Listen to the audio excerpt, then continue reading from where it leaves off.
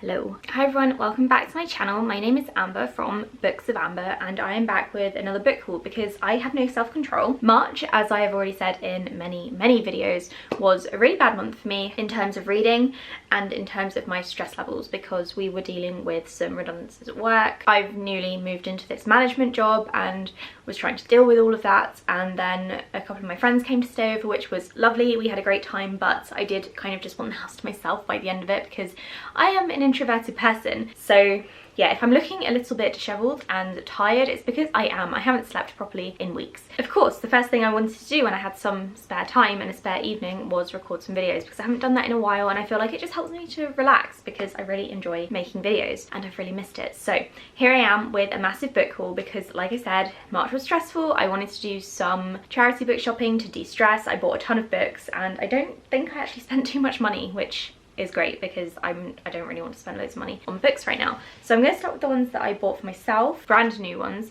I'm going to then talk about my charity shop books, and then I'm going to talk about books that I was given or ones I got from the library because there aren't too many of those. So starting off with books that I bought myself, I got The Galaxy and the Grand Within by Becky Chambers, which I have already read. I read it last year as an ARC and I loved it so much, so I bought myself a copy. This is a pre-order of the paperback because the rest of the series is paperback that I own. I wanted it to match, of course. This is the fourth book in the Wayfarers series. They're all companion books, but I would recommend reading them in publication order. They get better and better. I love them so much. The third book is my favourite, but this one was also very good. This one is set on a planet which is kind of like a travel hub for the galaxy or the universe. One of many, of course. The universe doesn't only have one travel hub, and a bunch of characters who are travelling and making their way through are trapped there for a couple of evenings, I think it is, and they have to just get to know each other, and it's kind of like a found family vibe without becoming family. They're all becoming friends, so they're all kind of bonding and getting to know one another, and Becky Chambers does all of these kinds of themes so well, and I love their books so much. I can't wait to do a full reread of the series. I'm so glad that I own this now, and also look at that cover, it is stunning. And then I bought 4 books from Amazon because they were all on sale for £2 and they were all on my wish list, or one of my wish lists, for one reason or another. So let me show you what I got. First one is The Ex-Hex, which I'm currently reading. I'm 40 pages in, I don't know if you can see. This one is a magical realism, no, it's not magical realism. This is a paranormal rom-com about a woman called Vivian who was in a relationship with a guy called Reese, who is Welsh. That's quite important, I think, later on. They're both witches, but one day Reese tells Vivian that he is betrothed to someone else and he needs to go off and break up that betrothal. And she doesn't like that, so she breaks up with him, and then she gets drunk and puts a curse on him. And that's about as far as I have gotten so far. He needs to go back and see her because they haven't seen each other in 9 years, and it's going to be amazing, I'm sure. Still on the romance theme, I got The Love Hypothesis, again for £2, which was an amazing find. I think Amazon might have been clearing out some backlist books or some, I don't know, probably a whole warehouse or something. I don't know much about this one. I know that the main character is a female in STEM. The author was also studying, or is studying, has studied for a PhD, and I don't think the main character is enjoying herself, so I don't know if that's kind of indicative of the author's own experience. But anyway, this did start off as Kylo Ren and Rey fan fiction. They're not a couple that I enjoy, but I'm going to try my best to distance myself and the book from that and pretend it never happened. Next, I got You Exist Too Much. This, I believe, is a queer book by a Palestinian author. It says here that it's set in Brooklyn. A young woman moves into an apartment with her first serious girlfriend. Her longings explode out into reckless romantic encounters, obsessions with other people, which results in her seeking unconventional help to face her past traumas and past demons. So I think it covers religion, sexual identity, relationships, religion, have I said that already? I think I did. Culture is the word that I was looking for. I've had that on my wish list for a while, so I was very happy that it went down to £2. And the last one I got from Amazon was The Girl with the Louding Voice. This one I believe is set in Nigeria, in a small village. The main character is the third wife of a much older man. She embarks on a journey, and I don't really know what that journey is, but I've heard this is a very good book and I can't wait to read it. I'm hoping to add it to my May TBR, but now that I'm talking about it, I might add it to my April one. Who knows? Oh, I also got this one as well, which is a bit of a weird find, but I thought I would show it to you anyway. So this is the A Timeline of World History by the person who does the timeline charts on YouTube. I don't know if you've seen this channel, but I am obsessed and I really like reading or watching videos and reading books about timelines and seeing it all kind of written out for me and seeing exactly what's going on. So this book talks about different eras and different continents, and it comes, I'm not going to be able to get this out entirely, but it comes with a massive timeline map for each thing that it's talking about. For example, there's Asia in the Pacific, notably the Qing dynasty, I think it's dynasty, field to factory, Europe transformed, into and out of the Dark Ages, ancient Greece, classical foundations, stuff like that. And I'm really into my ancient history and, like I said, into timelines and things and seeing how things kind of evolve from one certain thing.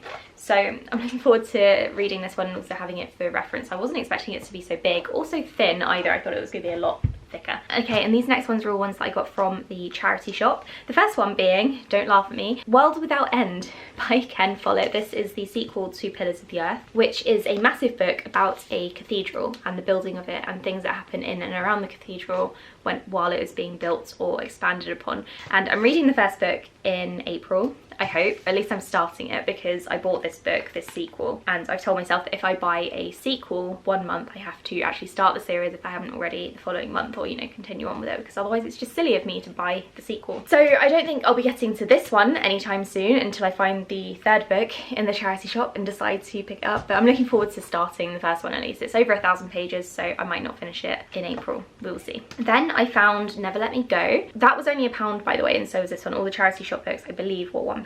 This one, I think I have actually already had the twist spoiled for me because someone from work is in a book club with me and I think she may have spoiled it accidentally. So I'm not too pleased about that, but it's fine. I like her anyway. This one I think is a kind of sci-fi-ish sort of story. I don't really want to say anything more. Apparently it's very confusing and it's very, very good. So I don't think I'm going to be reading that in May, but maybe June, I think. Next, I got Geisha of Gion. This one is written by Minako Iwazaki. So this is the woman who the author of Memoirs of a Geisha interviewed and based his story around, and she wasn't very happy with how he did that because I think he named her when he promised that he wouldn't. So I'm very pleased that I found this actually because I want to read Memoirs of a Geisha. I mentioned this a few months ago actually. I want to read that and then read this and see how they sort of compare and read a bit more of the background of what the author did and how he kind of didn't respect her wishes. So I'm very glad that I found this in the local charity shop. The people around me read really, really good books. Next, I got Elizabeth and Mary, which is about the two queens, Elizabeth I and Mary, Queen of Scots. I don't know much about that period of history at all, so I'm looking forward to giving this one a go. I'm really in the mood for like Tudors and that sort of era at the moment because I have been to scene 6 for the second time recently and I loved it. It's not as good as it was the first time. The cast is a little bit iffy compared to the originals. It's really put me in the kind of historical Tudor zone, which is not normally my favourite parts of history, but there you go. I also got three thrillers from the charity shop, 3 that I've actually been meaning to read for quite a while. So the first one is The Push. Don't know much about it because it's a thriller. I don't read synopses for thrillers, but this is about a mother and a daughter, and maybe the mother is crazy but the child might be also, who knows. I got Shiver, which is very popular. It's also in brand new condition. I got it for £1. This is amazing. So this is about 6 or 7 friends who go up onto a Swiss mountain and then probably start killing each other. And then I also got The Sanatorium, which is a thriller set in the Swiss Alps as well. I might do a thriller reading vlog based around this, and it's about a woman who goes to see her brother who she hasn't seen in ages, and they've got like a whole backstory thing going on. 1 second, I just need to fix the light because it's getting dark. That's a bit better. So next I went to Astley Book Farm, which is in the Midlands, and it's somewhere that my friend has been talking about going for absolutely ages, and I haven't been until we went up there recently a couple of weeks ago, and I got 4 books. They didn't have an amazing selection, and I think that's because I already own so many books, and they did have a few of the ones I already own, but I'm not going to buy them. So for me, an avid book buyer, I was amazed by the collection because there were so many books, and the aisles of books just went on forever, so that was really cool. But there weren't any kind of brand new books that I was interested in. The YA section was just one tiny small bookshelf and the rest was fiction that I was looking through, and I didn't find loads of books, but I did find 4 that I'm very interested in. So the first one is The Versions of Us, which is like a sliding doors type thing. Don't know much about it, but I got it for £3 and it's again in brand new condition, so I'm very happy. I got Beautiful World, Where Are You by Sally Rooney, hardback, almost pristine condition. I think there's a couple of rips on the dust jacket, which is fine. I got this for £5, I think. I don't know what this one's about, but I enjoyed Normal People, so I want to read that. I got The Snow Child, which is set in Alaska in the 1920s, and that's all I know about it. And I got The Magpie Murders by Anthony Horowitz, which is a crime fiction book, and that is again all I know. Let's have a look. I don't want to read the whole back of the book because again it's a thriller crime book. I don't want to spoil anything. Oh, it's about a crime writer who is writing a story about crimes in English villages in the 1950s, so it's kind of like a Midsummer Murders kind of vibe. I love it. Then we're still going. My friend from work asked me if I wanted any of their books because she and her housemate read a lot and they knew that I read, so she came in with a list one day of all of these books and asked if I wanted any of them, and I was quite restrained. I only asked for 4 out of probably 12, so that's good, and she's probably going to be doing that in the future as well. And then I gave them some books as well after I realised that they might want to swap books with me, because it's something that had never actually occurred to me before, but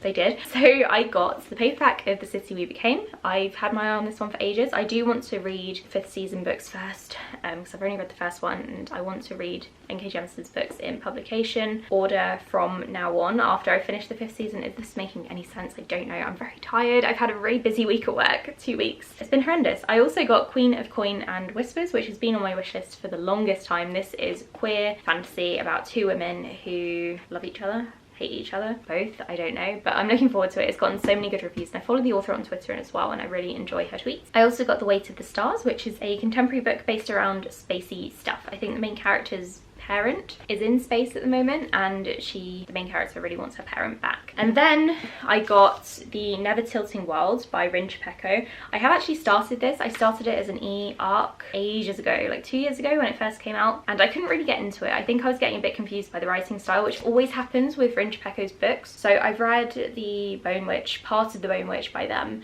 and it confused me. The writing style I just couldn't get on with. And then I read The Girl from the Well, and I listened to that as an audiobook, and that's definitely the way to go for me with their books, I think. But because this one was going for free, I just thought I would pick it up and give it a try, because maybe that would be easier to read than an ebook, because that's often the case for me. And then finally we are on the last book of this massive book haul. I got a library book out from the library, and I've also got some more books coming in very soon, but I'll just do another book haul for that.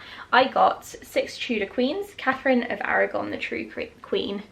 This is the first book in this series. This author, Alison Weir, is writing about all 6 of Henry VIII's wives and giving us some backstory and telling us their stories later on, you know, if they live. Like I said, I'm very into Tudor history at the moment, and I love the idea of reading about all the wives. I did start reading that series by Philippa Gregory, which had the other Boleyn girl in it, but it wasn't the first book. But I just couldn't get on with her writing properly, then those books are still at my granddad's house. So I want to give this one a go. I think it's going to be a little bit more of a modern take, in that we're viewing it from a more modern lens than Philippa Gregory was, maybe. I don't know, I just have a feeling I'm going to enjoy this one more. It is very, very chunky, and the writing is very, very small, but I'm going to give it a go and hopefully read it in May, because I really want to get into some historical fiction right now. So that's my book haul for April. I wasn't expecting it to be so big. I don't think April is going to be such a stressful month, so I'm looking forward to reducing my TBR. I don't know what my TBR status is, because I haven't put all of these books into a spreadsheet yet. But once I do that, I will do a zero TBR update and tell you my plans, how things are going, how I've reduced or increased my TBR. It's probably increased by this point, I think. Thank you so much for watching this video. Like and subscribe if you haven't already, and I'll speak to you all in the next one. Bye!